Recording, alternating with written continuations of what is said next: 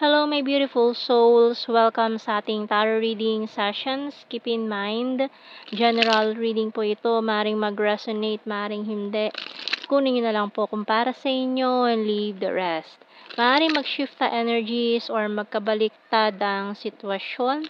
Kaya kayo na pong bahala kung saan kayo nakalugar sa reading natin. Okay? So, let's see.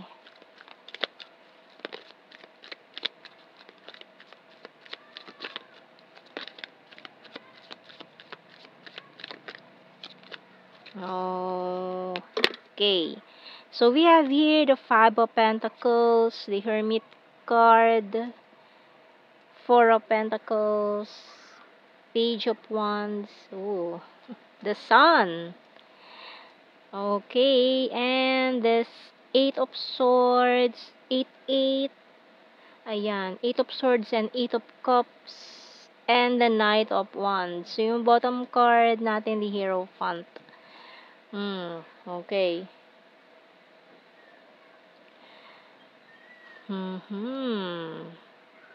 So, uso talaga yung mga ano ngayon, no? Paramdaman kahit na ano, may mga marami talagang paparamdam kasi bare months.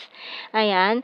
So, pa-bare months na kasi, ayan na, yung mga parang sinasabi, it's a season, ano parang season ng um, forgiveness. Ayan, 'di ba? So, idadahilan na naman nila yung mga holidays para maging magkaayos, mga ganyan. Pero good ano naman yun, no? Mas maganda yung magkaayos na lang kesa may mga kasamaan ka ng loob dyan, ganyan. So, mas okay na magaan sa pakiramdam magkapatawaran na lang, no? So, ayan, tingnan natin. So, may mga signs tayo dito specific ng Leo and Virgo. Ayan. So, tingnan natin mga signs and symbol cards. Kasi, itong taong ito, matagal na nag-walk out to sa buhay mo Matagal mo nang tinalikuran Ayan. So, pero, mukhang matagal ka rin na-stuck sa energy na ito. Lalo na ngayon, for some of you, parang may nagpapasaya na sa'yo, may bago ka ng partner, or may bago ka ng kausap, or may bago ka ng nililigawan, may bago nang nanliligaw sa'yo. Pero itong past energy na ito, mukhang hindi pa rin matahimik ang kaluluwa. Ganyan, 'di ba? So, tingnan natin. So, this person is still waiting for you. Ayan, bottom card 3. Okay. So, itong taon to, nakamasid pa rin yan sa'yo. Ayan, with this binoculars, maaari nag-i-stalk din siya sa'yo ngayon. Ayan. And, this person, hindi niya makalimutan yung scent mo or kung ano man tong favorite perfume na ginagamit mo. Ayan. And this person is still waiting for you. Maaari kasi itong taong ito ay parang hindi siya nagpakatotoo sa'yo dati. Marami siya mga nilihim, tinago, na nung nalaman mo is parang disappoint ka na sa kanya, parang nawalan ka na ng amor dito sa taong ito, na hindi mo in-expect.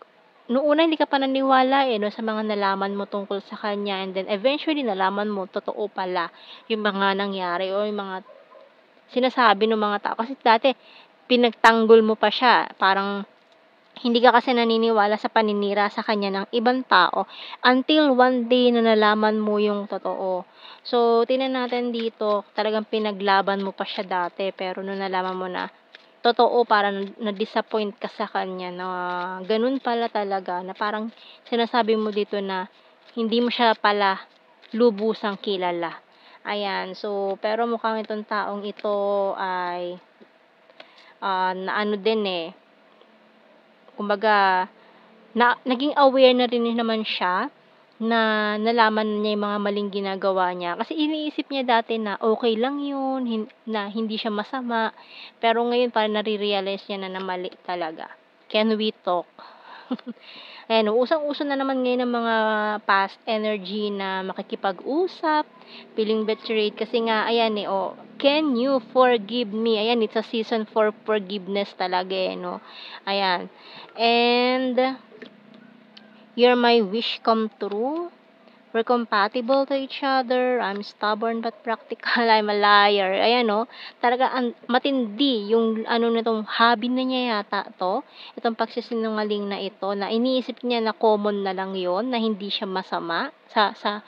hindi siya masama sa lagay na yon. Business is business and powerful and discipline. Ayan. So, tingnan pa natin mga messages natin dito. Iniisip niya na kasi na parang normal na lang na ginagawa yun, yung pagsisinungaling. Okay, ayan o. I'm starting to understand our connection. So, ngayon nagkakaroon na siya ng pag-unawa sa mga nangyayari. I feel you leaving me behind. Sometimes I stay awake thinking about you. I wish things could be different. I knew exactly what I was doing. So, matigas pa yung ulo. Mukhang pinagsabihan mo na ito dati or nagbigay ka ng payo sa kanya about sa mga wrongdoings niya, pero hindi siya nakinig sa'yo. Talagang nagmatigas pa siya, 'no? Hanggang sa na ayun, siya na mismo din talaga yung naka-realize. Buti naman, na-realize niya na yung mga maling ginawa niya noon. So, we have here, I hide behind material things. I replay our conversations over and over, and I left when I saw you with someone. So, maaaring may tinago din siyang other person na inisip mo na hindi totoo, pero yun na nga, nabulgar din ng totoo. So, yung bottom card, it was my fault but I blamed you.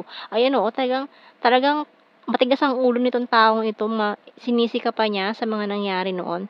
Pero, dahil ngayon naman ay nagising na siya sa mga maling ginawa niya, mukhang nagsisisi na naman tong taong ito. Okay, so kuha tayo ng blue card natin dito. We have here family.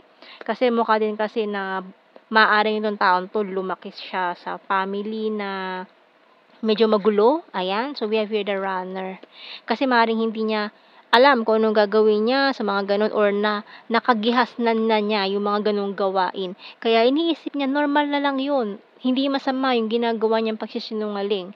So, ganun yung ano niya, yung point of view niya. Ganun yung mindset nitong taong ito. Which is ngayon, nagbabago na naman yung mindset niya, which is a good thing na ginagawa niya ngayon para na rin sa sarili niya.